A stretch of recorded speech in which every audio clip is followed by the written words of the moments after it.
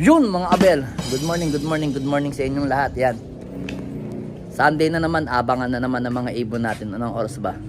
Ayan, 9:05 na. Yan mga abel. So, ang abangan natin mga abel is dalawang norte. Bale, ang norte nga abangan natin ngayon is PPCP nirelease sa Puso Rubio ng 7:40. Kasi medyo yan, makikita nyo, cloudy yung ating kalangitan. So kaya medyo na-late yung release ng mga ibon natin sa PPCP. Then ganun din sa sa PRC, sa first lap kotse natin. Nirelease yung ibon natin sa PRC naman ng 7:50. So possible yung dalawa magkapanunod lang umuwi ngayon. Yung ibon natin ang abangan mga 9:20, 9:30 sa PPCP. So yung PRC naman possible yan 9:30, 9:40. Mabibilis na ibon na yan pagka ganyan dumating yung mga ibon. So yun nga, magkapanunod sigurado yan mga abel. Pero hindi ko naman masyado inaasahan na mabilis si Pula. Kasi yun nga, alam ko hindi siya ganun kabilis sa mga ganyang kalalapit. Tsaka alam ko consistent lang yung ibon na yun. Basta lahi ng NPL natin, bihirang-bihirang umispeed talaga yan mga abel. Tsaka ngayon pa lang tayo nagpapatikim ng mga vitamin sa kanila mga abel. Kaya ganun yung laruan nila. So hindi ko pa rin alam kasi ngayon pa lang sila nakatikim ng oral na binigay ko nung Friday mga abel. Friday na ako nagbibigay kasi next week kasi this Friday na paparating naman is derby namin sa PRC mga abel. So yan mga abel Kada ganitong linggo naglalagay tayo ng malunggay para yung ibang young bird natin dito is medyo parang may dumaan ng ibon Parang may dumaan ng ibon dun kaya tayo naglalagay ng malunggay dito para medyo tuwing Sunday busy yung mga young bird natin at nasasanay sila sa tinitingnan ko mga abel, may dumaan na ganun yung nila, herbal nila mga abel. Pasok tayo, ayan ito ko lang sa inyo yung mga ibon natin, yan, naka-herbal sila, yan ayan yung mga ibon natin, naka-herbal sila, yan. So yun mga abel, abangan na natin kasi parang may mga dumaan na, baka bigla tayong malusutan mahirap na. Tara, samahan nyo ako, agabang.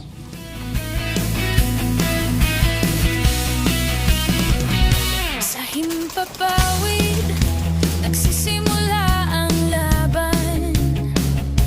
Tagaytay Loft, tawag nila sa aking pangalan.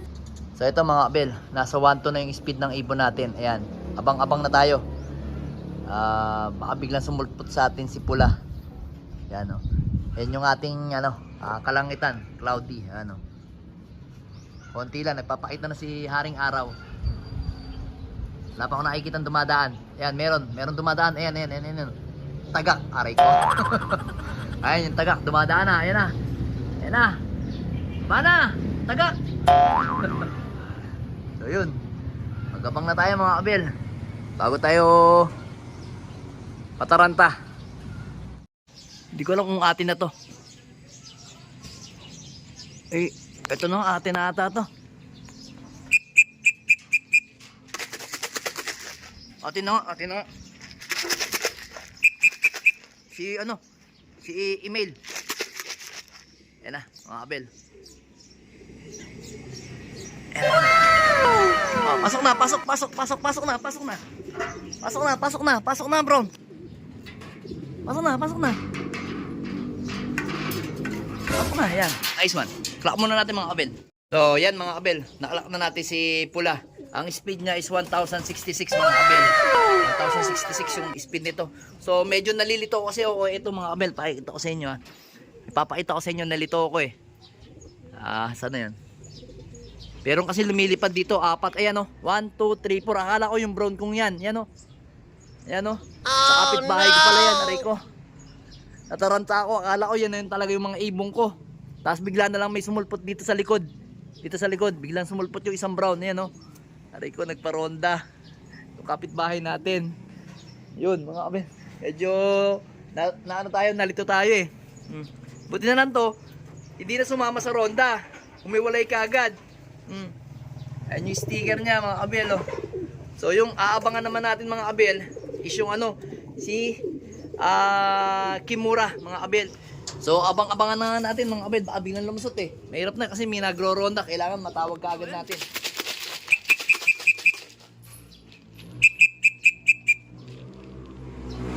Di ata atin, ti.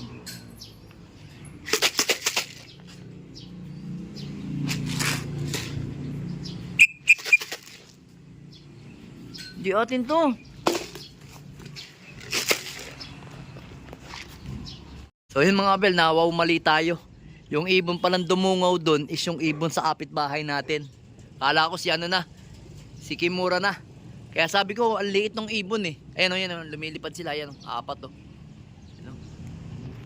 Eh, akala ko si Kimura, ayaw agad bumaba eh, binato ko ng konti lang eh. Kaya yan, bigla silang lumipad apat, aray ko. Hindi pala sa atin. So yun, nag-aabang-abang pa tayo kay ano, kay Kimura. Kaso sana wag na sumabay doon. Medyo ano kasi ngayon makulimlim eh, kaya yung ibon hindi ganun katutulin. Pero yung ibon natin na si Brown is nag-speed pa ng 1066, mga abel, sa ano, sa Puso Rubio. Ewan ko lang kung anong magiging ranking nito. Importante, nag-clock tayo, mga abel. Kailangan na lang natin abangan si Kimura. Ayan, nag-aabang sa atin si ano, Golden Powder, taga-atok, taga-tawag sa kanya. Pasok na, pasok. Ano, ito na ibon natin, mga abel. Oh. Pasok na. Anong ginagawa ko mo? Ha? Ano na nasa isip ko eh. Oh, pasok na. Pasok. Ano nangyari sa'yo? Ha? Clock muna natin, mga abel. Late na yung ibon natin, mga abel. Mga abel, na-clock na natin si Kimura. Yan. Super bagal niya ngayon. Nag 843 ata speed niya. Ano nangyari sa'yo, ha? Mukhang nahirapan ka sa ano, dilim ah. Mukhang mahihirapan ka sa smashan pagka ano bumagal ka. Ano nangyari sa'yo? So ngayon, mga abel, yun nga, sinabi ko nga sa inyo, nagpatikim pa lang ako ng vitamins dyan sa nung nakarang Friday, itong Friday na to. Kaya siguro naninibago pa yung katawan niya, mga abel, sa binigay nating vitamins. Ayan. Kaya nagkaganyan yung uwi niya. So, kasi kailangan din natin bigyan ng konti. Patikim lang naman. Hindi naman asin talaga mo. Kung ang binibigay natin sa kanya is ano, di ba, isang buo yun, 1/4 lang pinatikim ko. Hindi ako nagpapatikim ng biglaan. Kaya ganyan kasi nangyayari sa ibon natin pagka nagpapatikim tayo ng biglaan sa mga ibon natin ng mga vitamins. Minsan nabibigla yung katawan nila, kaya naninibago sila, tapos mas lalong hindi gaganda yung uwi nila pagka ganun. Kaya nga ang ginagawa ko, mga abel, bago mag-derby, nagpapatikim na ako. Para pagdating ng derby, alam na ng katawan nila yung tama sa katawan nila ng binibigay nating vitamins o yung tinatawag nating pabaon. Kaya siguro nagkaganyan yan. Kasi nanibago siya. Hindi naman siya stress, hindi naman pagod, mga abel. Hindi naman siya pagod eh. Makikita nyo naman, mapapansin nyo yung katawan ng ibon. Hindi siya pagod. Ayan. Nangyari sa'yo, Kimura. Bigla kang bagal nung naating ka ng vitamins. Kung wala kang vitamins, okay yung speed mo. Inom ko ng ihi ng palakamay tulugo. So ito, mga abel, napansin ko ngayon, dito siya dumaan. Dito sa bandang Maabebe, dito siya nanggaling yan. Ito, mga abel. Yan, diyan siya nanggaling, dito. Diyan ko siya napansin yan, Kasi umupo na ako dito, nangangawit na akong kakaabang sa kanya eh. Pag upo ko, bigla siyang sulpot dito sa bahay na to. Yan. Kasi kahit na umupo ka dito, kahit na umupo ka dito, makikita mo pa naman yung uwian dito ng mga ibon, kasi dito sa sumulpot sa may bahay, dito sa may apartment. Bigla siyang landing na ganyan pababa. So yun, kaya napansin ko siya na galing talaga siya sa way ng papuntang Maabebe. Yan, hindi naman stress, hindi naman pagod. Kita-kita niyo yung ibon, Nanibago to sa vitamins na binigay natin mga kabel. Siguro sa susunod, hindi ko muna bibigyan to ng vitamins. Naninibago eh, oh. Ayos siguro ito na may, may kargang gamot. Gusto niya natural lang. Sige, ganun ang gagawin ko sa'yo kasi first lap therapy na natin sa Friday eh. Pero obserbahan ko rin yung katawan mo. Kung anong mangyayari kung pag binigyan kita ng vitamins sa Wednesday, Thursday, titingnan ko kung pwede na doon. Tapos sa Friday, hindi na ako magbibigay sa'yo. Obserbahan na lang kita kung anong galawan ng katawan mo. Pagka Wednesday, Thursday kasi derby na tayo sa Friday. Yan o. Meron tayo may nagsusuka tayo dun dahil yung isang yun, pinurga natin yun eh. Yung isang yun Kasi nga, yan yung bata eh. Binigyan natin ng konting pampurga.